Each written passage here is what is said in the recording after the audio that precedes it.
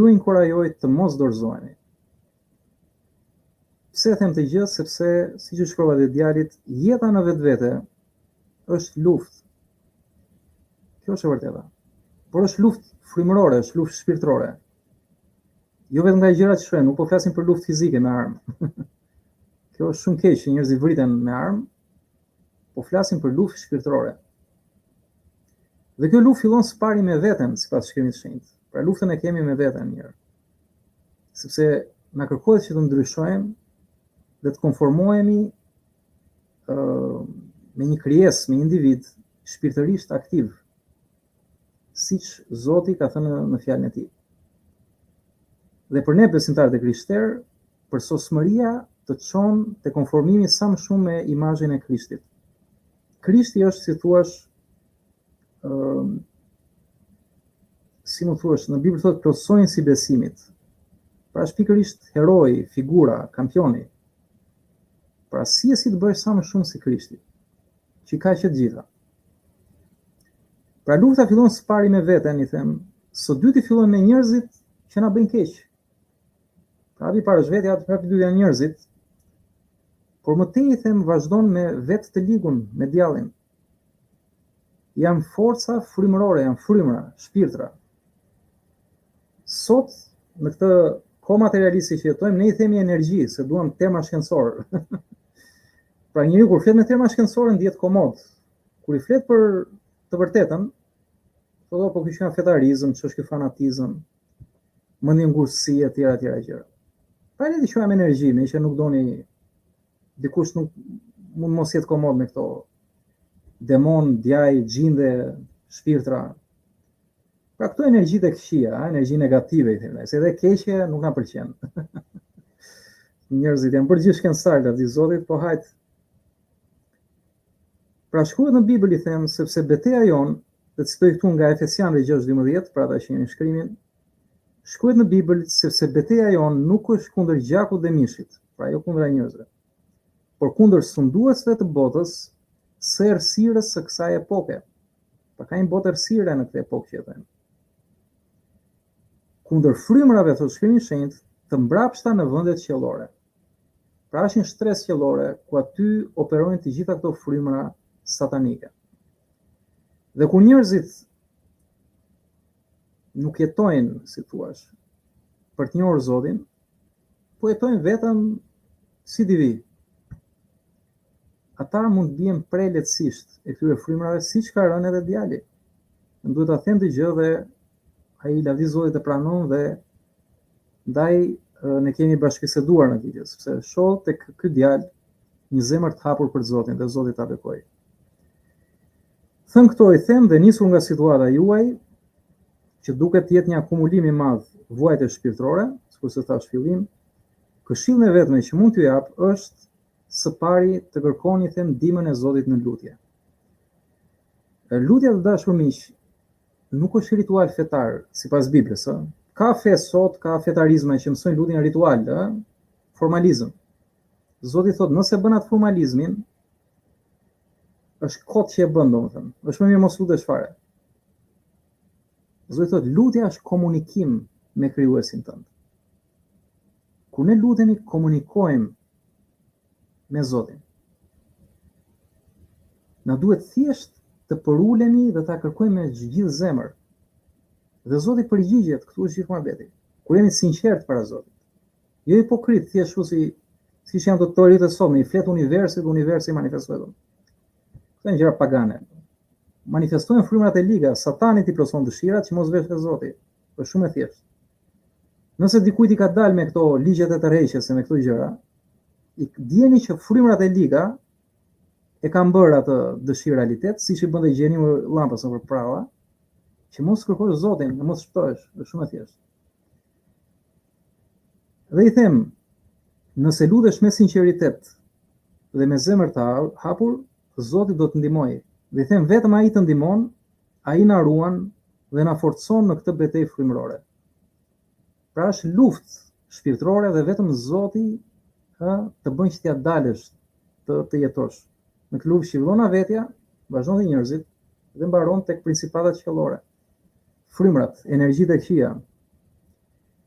Dhe I them, por ka një lloj kushti që Zoti do veprojë sipas besimit tuaj. Por nëse luteni me besim, besimi bashkëvepron me frymën e shenjtë. Nëse luteni pa besim, është sikur mos lutesh. Sepse pa besim, thotë shkrimi, është e pamundur ti pëlqesh Perëndis. Dhe I them, shkruhet diku dhe I kotoj vargun e profetit Isaia, kapitulli 40, vargjet 29-31. Ai, pra Zoti, I jep forcë të lodhurit dhe rrit fuqinë e të këputurit.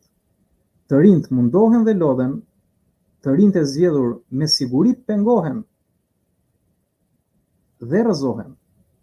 Por ata që shpresojnë te Zoti fitojnë forca të reja. Ngrihen me krah si shqiponja, vrapojnë pa u lodhur dhe ecin pa u lodhur. Amen.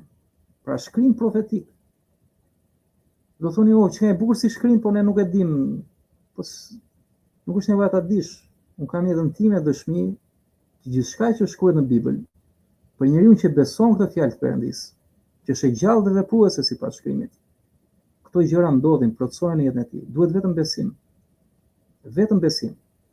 Dhe nëse lutesh me besim, po Zoti do t'i japi forca të reja, energji të reja, le të themi, që ta kuptojmë. Dhe do të ringre, edhe kur rrëzohesh keq as I fare, në mënyrë të bjesh. Flasim shpirtërisht. Zoti të ngre. Dhe pasi ngrihesh, ti mund të vraposh edhe pa u lodhur, dhe të ecësh pa u lodhur. Ti jep krah si shqiponja, thotë shkrimi. Pra janë për të përshkruar të vërteta frymërore Bibla. Nuk përshkruan gjëra figurative, nuk janë prava. Përshkruan botën tonë shpirtërore. Zoti e ripërtërin shpirtin e njeriut dhe jep kaq shumë forcë të bëj ballë të gjitha këtyre forcave negative, që janë kundra Zotit dhe kundra njeriut normalisht. Ky është hapi parë, lutja.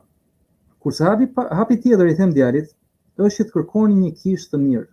Pse I them kishë e mirë? Sepse ka dhe kisha që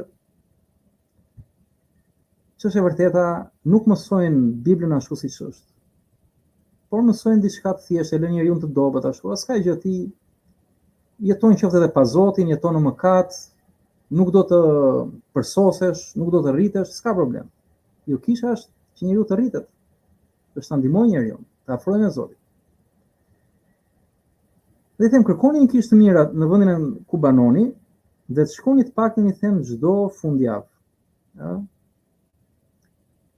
Dhe I them që unë I këshilloj kishat protestante, pra ungjillore protestante, për vetëm arsye, jo sepse unë bëj pjesë te kjo kishë, por sepse në këto kisha mësohet Bibla, domethënë mësohet Bibla në thellësi, dhe mësohet edhe aplikimi I Biblës në jetën e përditshme. Çka unë gjykoj se është më afër kishës së parë, themeluar në Jezu Krishti. Pra kisha, më falni, nuk është godin, nuk është institucion. Është vendi ku predikohet fjala e Zotit në mënyrë që njeriu të përmirësojë jetën e tij dhe të ketë shpresë për të ardhmen, për jetën e përjetshme. Kjo është gjithë çështja. Për shpëtimin e shpirtit. Gjithë çështja ky është shpëtimi I shpirtit. Në këtë jetë dhe në jetën e ardhshme. Sepse shpirti është jeta, njeriu është shpirti që jeton në trup, nuk është trupi. Lavdi Zotit. Por I them diku tjetër që pavarësisht kësaj gjëje, edhe kishat e tjera, si ato të traditës katolike, si ato të traditës ortodokse, patjetër që unë I respektoj, dhe nëse zemra jote është atje, shko atje, nuk ka asnjë problem. Por me sinqeritet unë këtë jap sepse I kam provuar gjitha këto tradita dhe këtu, si thua, kam parë që njerëzit përpiqen që ta zbatojnë fjalën e Zotit. Ndërkohë tjerat kanë më tepër rituale, kanë më tepër ato traditat që nuk janë keq, por gjithsecili pasaj e zgjedh vet. Ishte thjesht një sugjeri. Dhe I them, aty në kishë mund të kërkoni një takim me pastorin në kishës dhe t'i tregoni shqetësimet tuaja. Kisha, I them, do t'ju ndihmoj jashtë mase, qoftë me këshilla, qoftë me përkraje, qoftë me studimin e Biblës së Shenjtë. Dhe veçanërisht edhe të lutem për ju, I them. Lutja, I them, ka shumë fuqi. Dhe Zoti vepron aty ku njeriu e kërkon për ndihmë me gjithë zemër. Shkruhet, I them diku, dhe citoj nga Jakobi 5:16. Rrëfejani fajet njëri tjetrit dhe lutuni për njëri tjetrin, që të shëroheni. Shumë fuqi ka lutja e të drejtit kur bëhet me gjithë shpirt. Pra kupton, rrëfeu njëri tjetrit, shqetësimet që ke, fajet që ke, çfarë mendon se ke bërë gabim në jetën tënde. Dhe lutu një thot për njëri tjetrin. Flitet tu për të krishterët, se të krishterët janë kisha, nuk është godina. Dhe shkrimi thot, nëse bëni këtë do të shëroheni. Kuptoni, gjithë kjo dhimbje shpirtërore shërohet kur ti rrëfehesh tek njëri tjetri. Dhe kur lutesh Zotit ose kur i kërkojnë të tjerëve, besimtarëve të luten për ty. Dhe thot, lutja të drejtit thot ka shumë fuqi. Pra jo thjesht fuqi, jo thjesht do realizohet, po ka shumë fuqi thot kur bëhet me gjithë shpirt. Dhe lutja me gjithë shpirt e bën vetëm një besimtar. Dhe i them, këto janë hapat që jeta e njeriu të transformohet dhe të bekohet. I përsërisë një është lutja për ndihmë dhe drejtim të Zotit, ky është hapi i parë. 2, kisha, që është komuniteti shpirtëror i besimtarëve, njerëzit që jetojnë shpirtërisht në këtë botë dhe nuk si thua mposhten nga këto fuqi të errësirës, sepse jetojnë në fuqinë e dritës. Dhe 3, i them, Bibla që është fjala e jetës, që nuk është thjesht ta dish ti, por është e jetosh fjalën e jetës. Pra jeton një jetë shpirtërore, jetën në dritë.